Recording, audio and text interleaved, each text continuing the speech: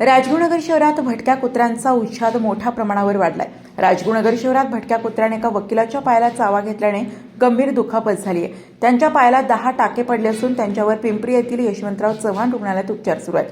Advocate Swapnil Jadhav असे कुत्र्याच्या हल्ल्यात जखमी झालेल्या वकिलांचे नाव आहे। राजगुरुनगर शहरात 2 दिवसात तब्बल 20 ते 25 नागरिकांना पिसाळलेले कुत्रे चावले आहेत। शाळकरी, विद्यार्थी, महिला, पुरुष, ज्येष्ठ नागरिकांना पिसाळलेल्या कुत्र्यांनी चावा घेतलाय। त्यांच्यावर चांडोली ग्रामीण रुग्णालय, यशवंतराव चव्हाण रुग्णालय यासह खासगी रुग्णालयात उपचार सुरू आहेत। याबाबत ॲडव्होकेट स्वप्नील जाधव म्हणाले, राजगुरुनगर शहरात मोठ्या प्रमाणात भटक्या कुत्र्यांचा वावर आहे। नगर परिषदेच्या हलगर्जीपणा कारणीभूत असल्याने नगर परिषदेच्या मुख्याधिकाऱ्यांवर गुन्हा दाखल झाला पाहिजे, यासाठी खेड पोलीस ठाण्यात फिर्याद दिली आहे।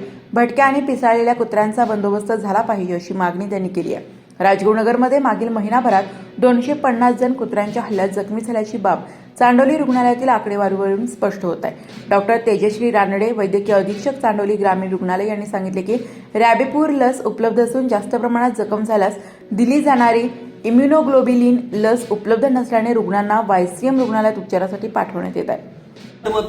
त्यांच्यावर कारवाई करण्यात यावी, लवकरात लवकर कारवाई करण्यात यावी।